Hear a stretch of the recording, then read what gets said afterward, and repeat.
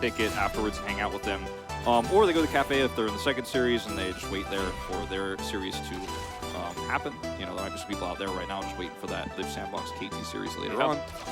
So you get to meet new people and hang out and talk about League of Legends, grab a coffee. There's also a lot of, like, I don't know, call me some, like, exhibits here where you can see some of the LCK history.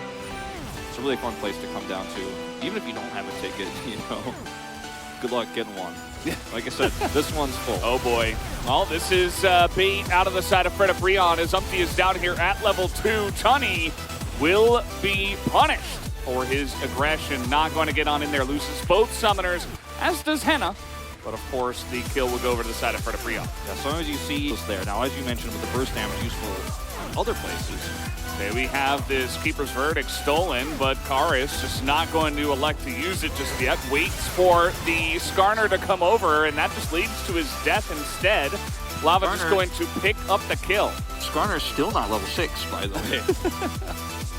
Forced to drop it in the top lane regardless, but not going to be a very strong drop. As you can see, they're actually being bullied entirely out of this top lane, so he might just have to go mid and drop it immediately. Yeah, Fredabreon just having a really good read. The second they see the Gnar, they're like, oh, we're just going to all rotate top. Drop it.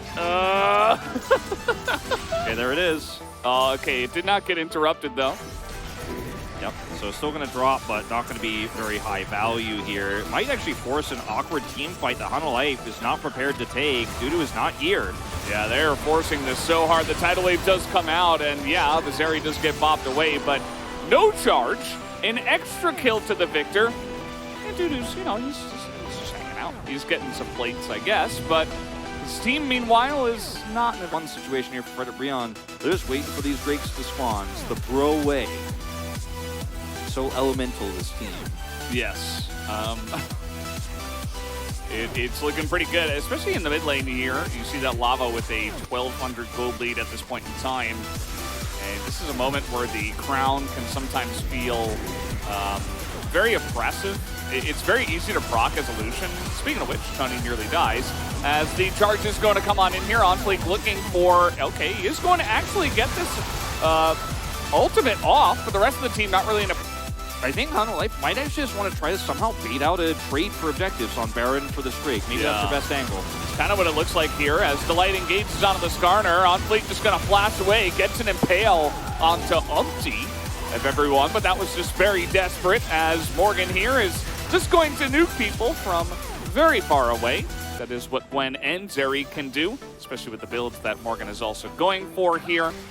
Straight into more damage. So that, just right there, looks like a little skirmish, but that is going to be the Mountain Soul. Yep, Mountain Soul. And for Life, you don't have a jungler. You don't have the damage to race for Baron. Don't have any angle in here. And once again, where is your team fight as Life here? Teleport comes through from Sylas, who isn't even here. You're just way too far forward. But you have to fight for Prio somehow. You can't just give this break up for free. But the Baron trade angle isn't good, and that's what I think they were, as you and I were alluding to, is what they were probably trying to do with the ability for Sylas to, of course, teleport in, maybe lock down Keeper's Verdict and keep them away from the Baron. But even that's not possible here, as now Fredabreon just grouping up. Superior Vision is the name of the game. They don't have it yet. They're going to look for it. And then this Baron is their next objective. Look at those extra shields they got. Yeah. And Zhonya's is done. Zhonya's is finished. And it's a large amount of armor, actually, with the plated steel caps on top of it.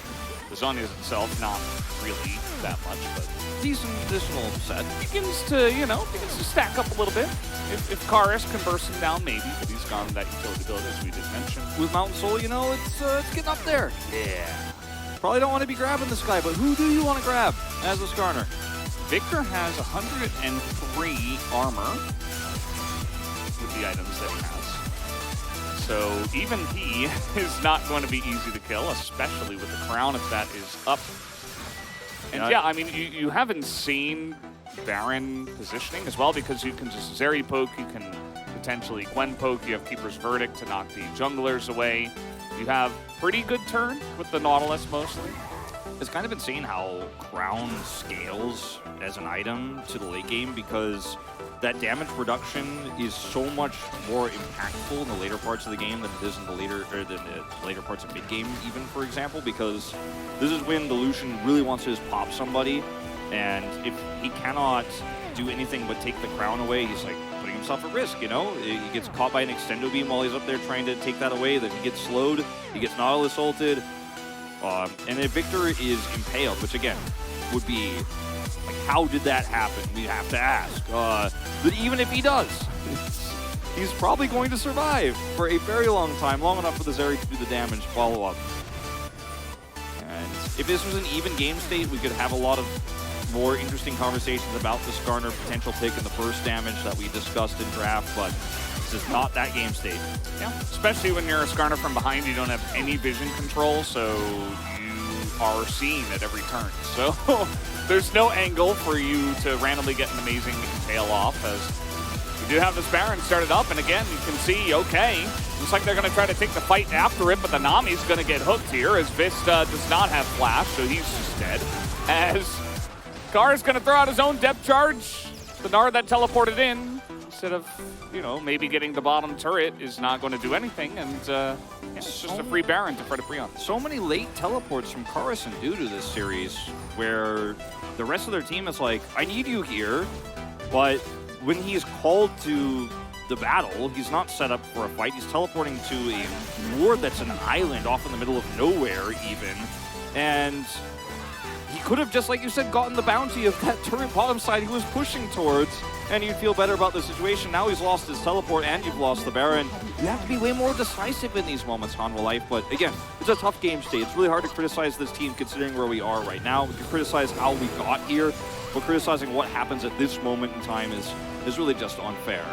But yeah, I think that teleport was probably used better later on in the game. As you can see where he is down there bottom side, this is just a really nice turn. They already used Keeper's Verdict before this happened. They had already used Extendo Beam to zone, and they still get the Baron. There's no smite angle, and then they just turn and get a pick. Like, that's how one-sided that exchange was. Yeah. It's really just not fair. Yeah, I mean, with someone's got to check, and unfortunately it was the flashless Nami in this case. So just a very easy pick there for the side of Fredabreon, and this time it doesn't look like they're going to get rid of that lead that they do have. As Atlas did put it, they decided for the reverse sweep angle Giga Chad. Just offering us more entertainment, so thank you for that, as we are going to have the hook. This is onto a Poppy, who is going to be pulled very far under the turret. Yeah. And that will put a stop to the Baron push. That will put a stop to the Baron push, and, you know, Flash expended here. Umpty is flashless, Hex Flash not available, not important in this case, but he's flashless, right, at this moment in time, and so there's no counterplay for him really in this moment, and unfortunately, Fredabreon are not grouped up enough to save him. Those Zeri is very far away. This turret is still up when this happens. Dudu has an R-bar, so there's no follow-up. You can't go, oh, okay, you used your Impale, you used your Nami ult, we're going.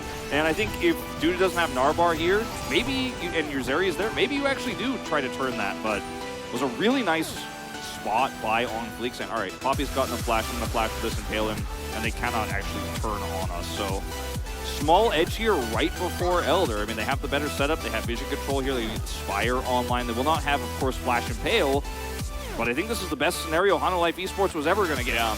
They're going to have Predator and Impale available, and they are getting a lot of vision around this area. So you can see, well, that's another one, and Onfleek does not have Impale just yet, so that's going to be the end of him.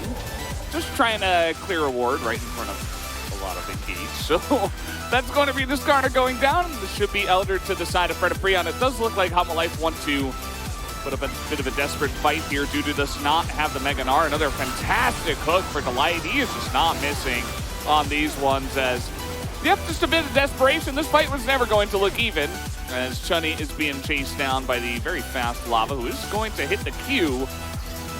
But Chunny will live for now until he's still alive, actually, until Delight is going to kill him with the hook.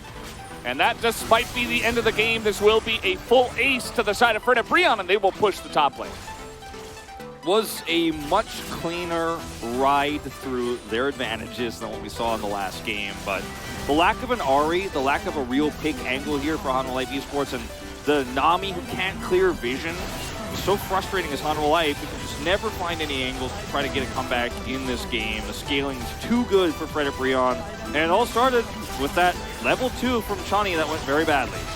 Absolutely. Well, some sad faces thrown out here by Vista, but it's not going to change the fact that they will collect another kill and collect.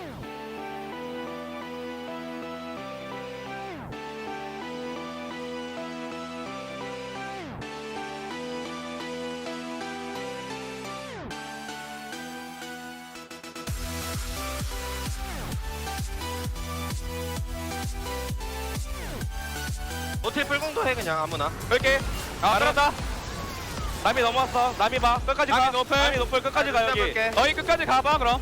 나 장로 본다. 어차피 게임 못 끝내니까 지금. 미드 가면 끝나. 미드 가면 끝나. 미드 테레 줄래? 그럼 장로 안 먹는다 나. 이거 루시안 노플 노플. 잡은 듯? 노플. 나 갈게. 끝내러 감. 잡은 듯? 나 칼라 한다.